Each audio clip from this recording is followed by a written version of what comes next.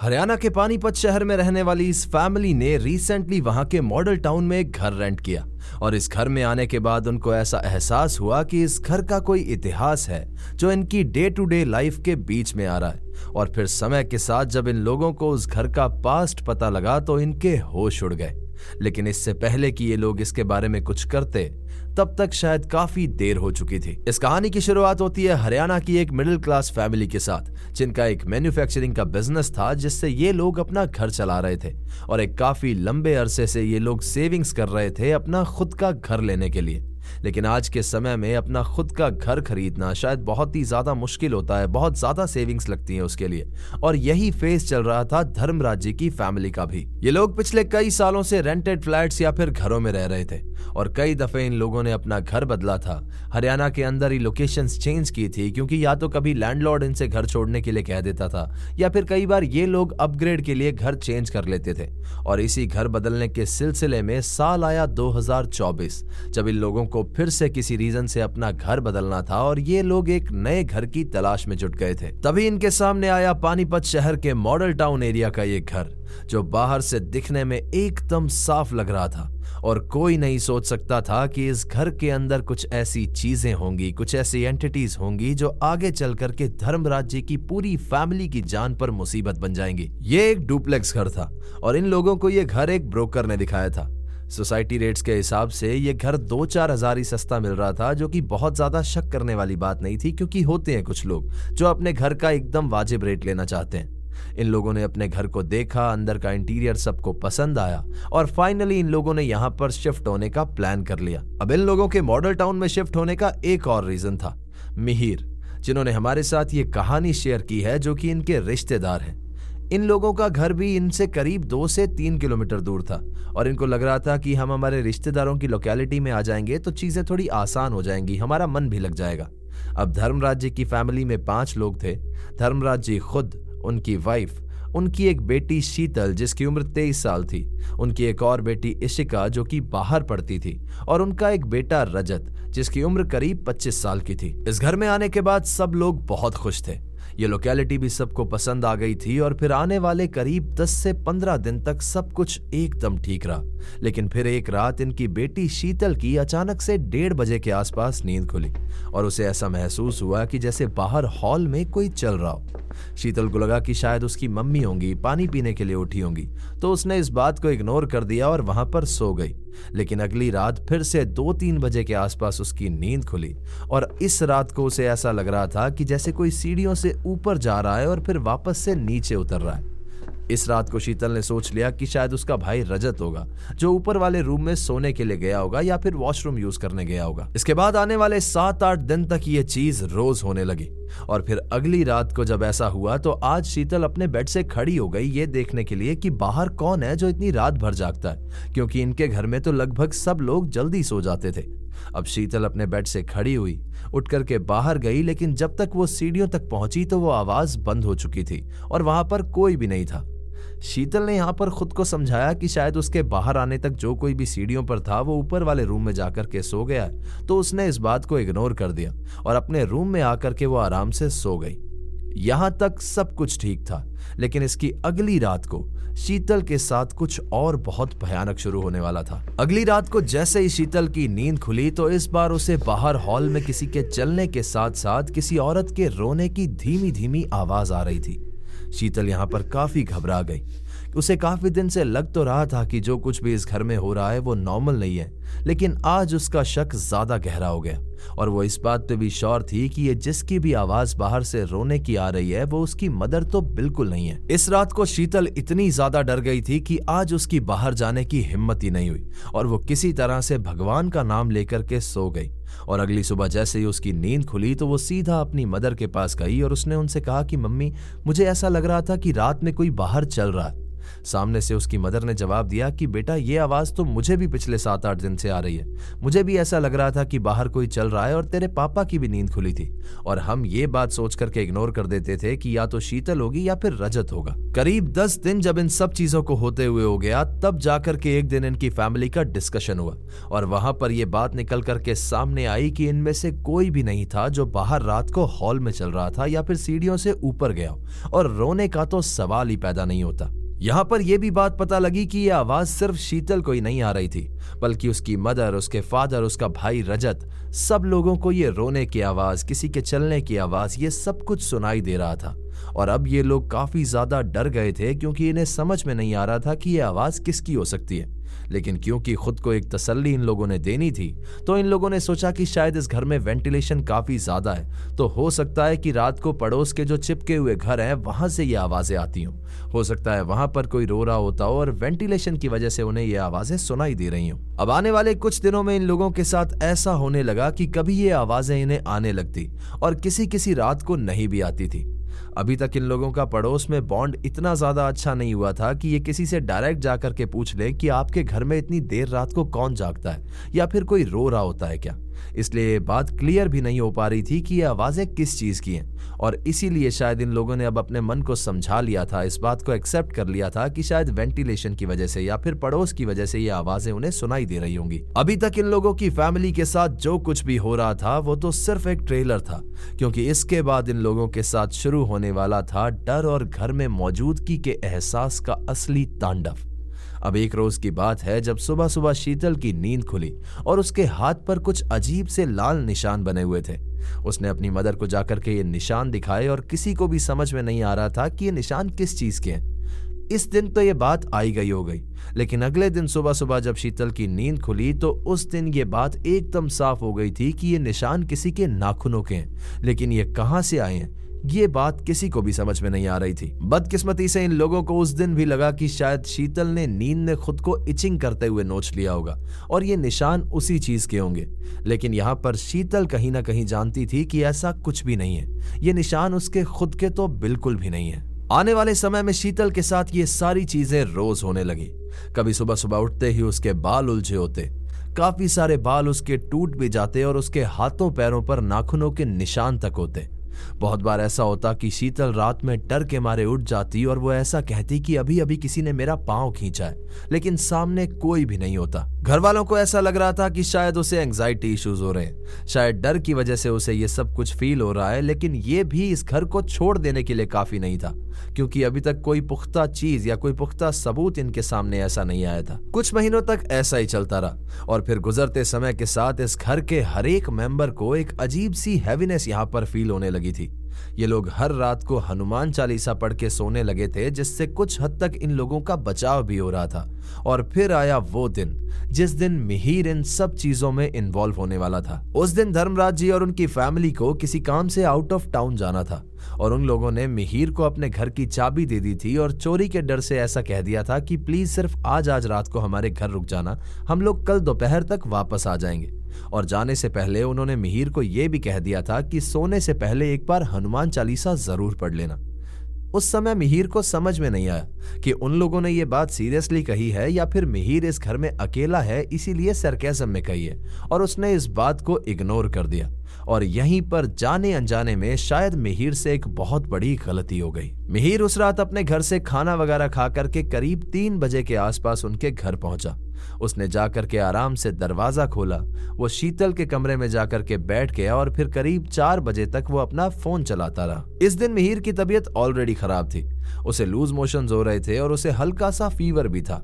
करीब 4 बजे के आसपास उसकी वहां पर लेटे लेटे आंख लगी और इसके 15 मिनट के बाद ही उसकी नींद खुल गई। और उस समय उसका पूरा बदन बुरी तरह से जल रहा था, उसे बहुत ज्यादा फीवर हो गया था।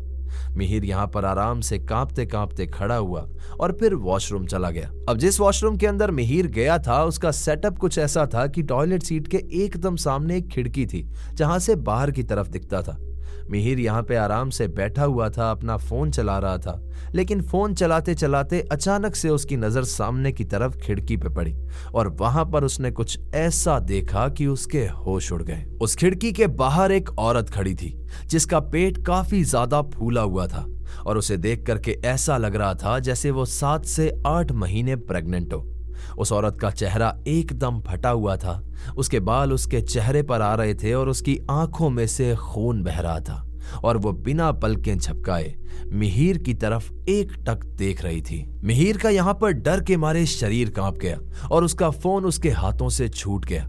उसने अपनी आंखें बंद की और वो मनी मन हनुमान जी का नाम लेने लगा और खुद को यह समझाने लगा कि नहीं मिहिर, तुझे फीवर है, इसीलिए तुझे हेल्यूसिनेशंस हो रहे हैं, सामने ऐसा कुछ भी नहीं है। और फिर थोड़ी देर के बाद उसने हिम्मत करके जब वापस ऊपर की तरफ देखा तो वो औरत उसके और नजदीक आ चुकी थी। उस औरत के होंठ यहाँ पर धीरे धीरे हिले और उसने बहुत ही धीमी आवाज में कहा, आज कोई नहीं बचेगा, अगर जिंदा रहना चाहते हो तो इस घर को छोड़ करके चले जाओ। मिहिर ने जैसे ही ये आवाज सुनी, ये आवाज जैसे ही उसके कानों में पड़ी, उसका पूरा शरीर कांप गया। वो बुरी तरह से वहां पर डर से कांपने लगा, उसका गला सूख गया और वो किसी तरह से उठ करके भागने की कोशिश करने लगा, लेकिन वो औरत उसके करीब आती जा रही थी। मिहिर को यहाँ पर उसकी मौत उसकी आंखों के सामने खड़ी हुई दिख रही थी और इसी के चलते उसकी तबीयत बहुत ज्यादा खराब हो गई और वो वहां पर टॉयलेट में ही वॉमिटिंग करने लगा और ये करते करते उसकी आंखों के सामने अंधेरा छा गया। जाने कितनी देर के बाद मिहिर की आंखें खुली और फिर वहां पर उसने जो देखा वो बात शायद आपके लिए यकीन करना बहुत ही मुश्किल होगा, लेकिन उससे पहले एक बार बता दूं कि जब भी कभी हमारी जिंदगी में ऐसा होता है कि हम किसी सिचुएशन से अचानक से निकल जाते हैं तो वो हमारे पूर्वजों का, हमारे पितृ का हमारे ऊपर आशीर्वाद होता है। कभी कभी कोई अनसीन चीज, अननोन एंटिटी हमें किसी मुसीबत से बचाती है या फिर एक्सीडेंट होते होते बिल्कुल कुछ सेकंड से रह जाता है तो वो शायद हमारे पितरों का हमारे ऊपर आशीर्वाद होता है या वो वहां पर मौजूद होते हैं। और यहाँ पर भी कुछ ऐसा ही हुआ। मिहिर की जब यहाँ पर आंख खुली तो उसके सामने सफेद कुर्ते में एक आदमी खड़ा था जिसके चेहरे पर एक अजीब सा तेज था। उस आदमी ने इस प्रेग्नेंट औरत का हाथ पकड़ रखा था और ये औरत यहाँ पर बहुत जोर जोर से चिल्ला रही थी। मिहिर की नजरें जैसे ही उस आदमी पर पड़ी तो उस आदमी ने सामने से सिर्फ इतना सा कहा कि पोते, तू यहां से भाग जा, इस औरत को मैं संभाल लूंगा। इससे पहले कि मिहिर समझता कि वो कौन है या फिर यहाँ पर क्या हो रहा है, उसे सबसे ज्यादा इंपॉर्टेंट चीज अपनी जान बचाना लग रही थी तो वो जल्दी से खड़ा हुआ और इस वॉशरूम से बाहर भाग गया। उसके बाद जब मिहिर बाहर वाले गेट तक पहुंचा तो ये गेट अचानक से जाम हो गया था, उससे खुल ही नहीं रहा था। उसने किसी तरह से वहां पर यह गेट खोलने की कोशिश की। उसकी तबीयत खराब थी इसीलिए वो बहुत ज्यादा कमजोर भी हो रखा था, लेकिन फिर अचानक से एक झटके से यह गेट खुल गया, जैसे किसी एंटिटी ने, किसी पावर ने उसकी यहाँ पर मदद की हो। मिहिर जल्दी से यहाँ पर निकल करके बाहर भागा और बाहर जाकर के उसे समझ में आई कि शायद ये उसके पितृ थे या उसके पूर्वज थे, क्योंकि उसने बताया कि बचपन से लेके आज तक उसके साथ ऐसा बहुत बार हुआ है कि कभी वो घर में किसी मुसीबत में फंसा हो या फिर बाहर किसी मुसीबत में फंसा हो और कोई अननोन पावर ने उसकी हेल्प की हो, उसका काम बना दिया हो। इसके बाद मिहिर जैसे ही इस घर से बाहर निकला तो सब कुछ एकदम नॉर्मल हो गया, ना किसी औरत के चिल्लाने की आवाज और ना ही कोई साया। यहाँ पर मिहिर की हालत बहुत ही ज्यादा खराब थी, उसका बुखार बढ़ता जा रहा था, वो बुरी तरह से कांप रहा था और फिर किसी तरह से उसने वहां से अपनी बाइक उठाई और वो अपने घर पर पहुंचा। जब वो अपने घर पहुंचा तो उसके घर वालों ने उसकी हालत देखी और तुरंत उसे संभाला तो उसने सारी बात अपने घर पे बताई, लेकिन मिहिर की कंडीशन यहाँ पर बिगड़ती जा रही थी। जब मिहिर ने अपनी मदर को कांपते हुए होठों से ये सब कुछ बताया तो उन्होंने तुरंत अपनी गुरु माँ को फोन करके घर पे बुला लिया। अब बेसिकली ये जो गुरु माँ थी वो देवी की साधिका थी और बहुत से लोग उनके पास अपनी ये पैरानॉर्मल समस्याएं लेकर के आते थे। जैसे ही गुरु माँ घर में आई, उन्होंने आकर के मिहिर का चेहरा देखा तो उसका चेहरा देखते ही गुरु माँ के चेहरे का रंग बदल गया।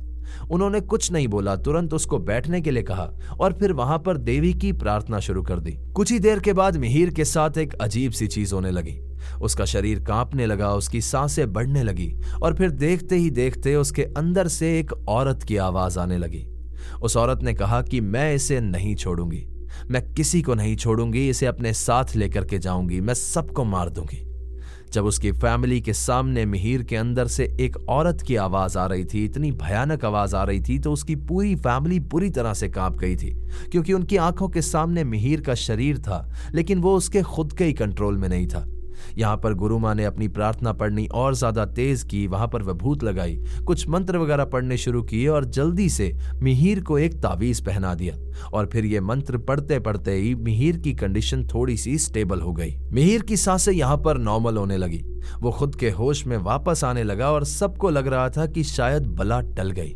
लेकिन यहाँ पर खुद गुरु माँ ने एक बात बताई, अभी ये प्रेत सिर्फ शांत हुआ है, यहां से गया नहीं है। जब मिहिर की फैमिली ने उनसे पूछा कि ये प्रेत कौन है, उसके पीछे कैसे लगी है, तो उन्होंने बताया कि जिस घर में मिहिर रात गुजार के आया है, वहां पर काफी समय पहले एक कपल रहा करता था। उस कपल में जो हस्बैंड था, उसकी एक्सीडेंट से डेथ हो गई थी और इस दर्द को उसकी वाइफ सहन नहीं कर पाई थी और उस समय वो 8 महीने प्रेग्नेंट भी थी। उसकी वाइफ एक दिन बहुत ज्यादा परेशान थी, तो उसने टॉयलेट में जाकर के टॉयलेट क्लीनर पी लिया था और उसके बाद पंखे से लटक करके वहां पर आत्महत्या कर ली थी। उस दिन के बाद से ये घर हॉन्टेड हो गया था और इस घर में रहने वाले लगभग हर एक इंसान को वहां पर कोई ना कोई अजीब चीज महसूस हुई थी। अब इस दिन तो ये गुरु माँ वहां से ताबीज दे करके चली गई थी और उन्होंने इनकी फैमिली को हिदायत दी थी कि पूजा वगैरह करते रहना, घर में भजन कीर्तन चलाए रखना, अगरबत्ती करते रहना। और उनकी फैमिली ने भी इन सारी चीजों का ध्यान रखा और सारा दिन ये सब कुछ उसके घर पर चलता रहा। लेकिन जैसे जैसे शाम हुई, ये चीजें बंद हुई, मिहिर की तबीयत फिर से बहुत ज्यादा खराब होने लगी। उसे बहुत ज्यादा तेज बुखार हो गया, उसके लूज मोशंस फिर से रुकने का नाम ही नहीं ले रहे थे और फिर देखते ही देखते आने वाले 7 दिन तक मिहिर की तबीयत में कोई भी सुधार नहीं आया। वो बहुत बुरी तरह से बुखार में वहां पर लेटा रहता, अजीब सा डर उसे सताता रहता और उसकी कंडीशन बुरी से बदतर होती जा रही थी। देखते ही देखते मिहिर की हालत इतनी ज्यादा खराब हो गई कि उसे हॉस्पिटलाइज करना पड़ा और हॉस्पिटल में मौजूद हर एक इंसान को लग रहा था कि शायद वो इन्फेक्शन से बीमार है, उसको लूज मोशंस है, बुखार है। लेकिन अंदर ही अंदर मिहिर जो महसूस कर पा रहा था, उसे कोई भी नहीं जानता था। अब जिस दिन मिहिर को हॉस्पिटल लाया गया था, उस दिन तक वो सिर्फ बीमार था, लेकिन यहां से चीजों ने एक अलग ही रूप ले लिया था। जैसे ही उस दिन की रात हुई, रात को मिहिर को ऐसा लगने लगा कि जैसे उसके बेड के नीचे कोई है। मिहिर ने डर के मारे जब बेड के नीचे देखा तो वहां पर कोई भी नहीं था, लेकिन फिर जब उसने अपना चेहरा ऊपर उठाया तो एकदम सामने दीवार पर लगे टीवी के ऊपर उसे कोई साया बैठा हुआ दिखाई दिया और फिर अगले ही पल वो साया वहां से गायब भी हो गया। यहाँ पर जैसे तैसे मिहिर ने पानी पिया, अपने आप को संभालने की कोशिश की, लेकिन इतने में ही उसकी सांस घुटने लगी। उसे ऐसा फील होने लगा कि जैसे कोई उसके ऊपर बैठ करके उसका गला दबा रहा हो। मिहिर ने यहाँ पर जल्दी से अपना फोन उठाया, उसमें हनुमान चालीसा लगाई, वो खुद भगवान का नाम लेने लगा और फिर किसी तरह से इस रात को उसको नींद आ गई। लेकिन फिर जैसे ही अगली सुबह उसकी नींद खुली तो उसके गले पर उसे अजीब सी इचिंग महसूस हो रही थी। फिर जैसे ही उसने अपना फोन खोला, अपने फोन के फ्रंट कैमरा में खुद की गर्दन देखी तो उसकी गर्दन पे हकीकत में लाल निशान बने हुए थे, जैसे सच में किसी ने रात को उसका गला दबाने की कोशिश की हो। मिहिर यहाँ पर हॉस्पिटल के अंदर काफी ज्यादा डर गया था, लेकिन क्योंकि उसकी तबीयत बहुत खराब थी, उसे ड्रिप्स वगैरह लग रही थी, तो वो हॉस्पिटल छोड़ करके कहीं जा भी नहीं सकता था। जैसे तैसे दिन बीत रहे थे और फिर एक दिन शाम में जब मिहिर अपने हॉस्पिटल के बेड पर बैठा हुआ था तो अचानक से उसके हाथ में बहुत ही ज्यादा दर्द हुआ। उसने जब अपना हाथ अपनी टी शर्ट हटा करके देखा तो वहां पर एक घाव बना हुआ था और उसमें से खून बह रहा था। जब डॉक्टर्स ने उस चीज को देखा तो उन्होंने कहा कि यह सिर्फ एक जख्म है, लेकिन वो जख्म आया कहां से, इस बात का जवाब किसी के पास भी नहीं था। हॉस्पिटल में गुजरती हर एक रात मिहिर के लिए एक अलग डर लेकर के आती थी। कभी उसे ऐसा लगता कि उसके बेड के नीचे कोई चल रहा है, कभी उसके कान में कोई धीरे से कुछ फुसफुसा करके चला जाता और कभी उसे बहुत ही ज्यादा डर लगने लगता। इसी सब के चलते मिहिर सारी सारी रात जागता रहता। उसे बस सुबह होने का इंतजार रहता कि किसी तरह से रोशनी आए और लोग आए मेरे आसपास और मेरा डर किसी तरह से कम हो जाए। मिहिर का कहना है कि अगर गुरु माँ का दिया हुआ ताबीज उसके पास नहीं होता तो शायद उस हॉस्पिटल में उसकी जान भी नहीं बच पाती। अब मिहिर को हॉस्पिटल आए कुछ दिन हो गए थे और जैसे तैसे उसका फीवर, उसके लूज मोशंस, ये सब कुछ ठीक हो रहा था। और जिस दिन उसके ग्लूकोज की आखिरी बोतल चल रही थी, उस दिन उसकी मदर अपनी गुरु माँ को लेकर के हॉस्पिटल में आई। जैसे ही गुरु माँ हॉस्पिटल में आए, उन्होंने मिहिर के सीने के ऊपर हाथ रखा और फिर वहां पर कुछ मंत्र वगैरह चांट करने लगे। आसपास के सब लोग उसे देख करके हैरानी से बैठे हुए थे, क्योंकि सब डर गए थे कि यह हॉस्पिटल के अंदर क्या हो रहा है। करीब 10 मिनट तक वहां पर एकदम सन्नाटा रहा और फिर 11वें मिनट जब मिहिर ने आंखें खोली तो गुरु माँ ने उसे कहा कि अब डर मत, ये प्रेत आत्मा तुझे छोड़ करके जा चुकी है, लेकिन जिस घर में ये ऑलरेडी थी वहां पर ये अभी भी अशांत है। मिहिर का चैप्टर यहां पर एक बार के लिए क्लोज हो गया था।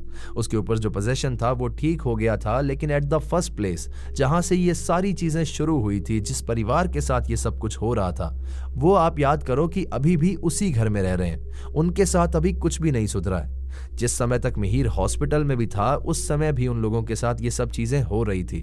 उन्हें वहां पर महसूस होता था कि कोई है और वो हनुमान चालीसा पढ़ करके सो रहे थे। इस घटना के बाद मिहिर की फैमिली ने उन लोगों को सचेत भी किया कि आप लोगों के घर में कोई समस्या है, कोई औरत है, उसकी वजह से मिहिर के साथ ये सब कुछ हो गया है। लेकिन वो लोग इन चीजों पर बहुत ज्यादा यकीन नहीं करते थे और अगर करते भी थे तो उन लोगों को कोई नया घर नहीं मिल रहा था रहने के लिए।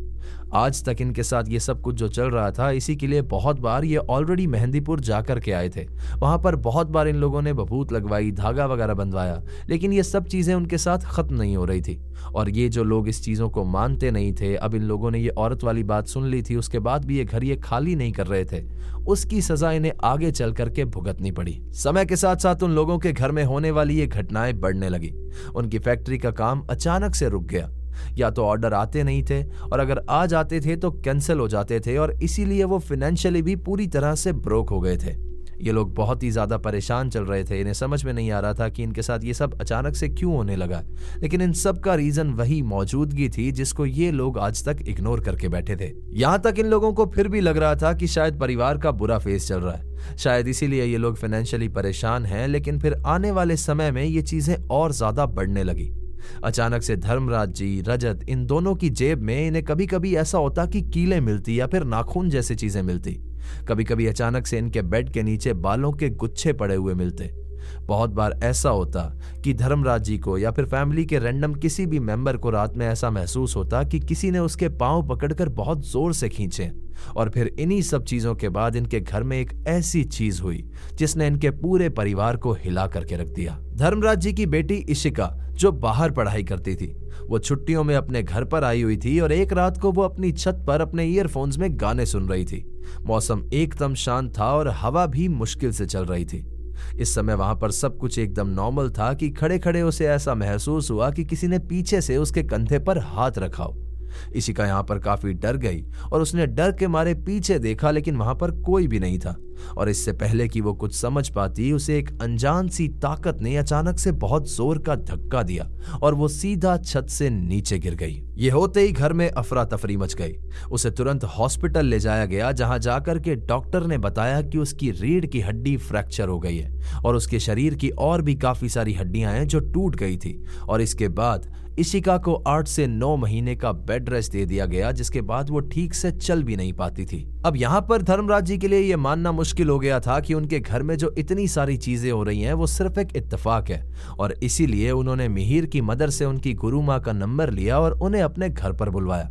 जब घर पर आकर के उन्होंने ध्यान किया तो ध्यान करने के बाद उन्होंने सिर्फ इतनी सी बात बोली कि मिहिर अब सुरक्षित है, वो औरत इसके साथ नहीं है, लेकिन इस घर के अंदर आज भी वो औरत मौजूद है और आप लोगों को दिक्कत दे रही है। और इस चीज का अगर पूरा इलाज चाहते हो तो आप लोगों को मेहंदीपुर बालाजी जाना होगा। इशिका के बेड रेस्ट को 3 से 4 महीने हो गए थे और इसके बाद ये लोग उसी कंडीशन में इशिका को लेकर के मेहंदीपुर बालाजी पहुंचे और फिर वहां जाकर के जो चीज हुई उसने इस पूरे परिवार की आंखें खोल दी। ये पूरी तरह से कांप गए, क्योंकि वहां जाकर के जैसे ही पूजा शुरू हुई तो इशिका जो एकदम लेटी हुई थी, जो बेड रेस्ट पर थी, अचानक से उसके हाव भाव बदलने लगे, उसकी आंखें लाल होने लगी और फिर उसके अंदर से भी एक औरत की आवाज आने लगी। यहाँ पर इशिका बहुत जोर जोर से चिल्लाने लगी और कहने लगी कि मैं नहीं जाऊंगी, मैं बहुत ज्यादा दुखी हूं, मैं इन सब को बर्बाद कर दूंगी, मैं इस पूरे परिवार को अपने साथ लेकर के जाऊंगी।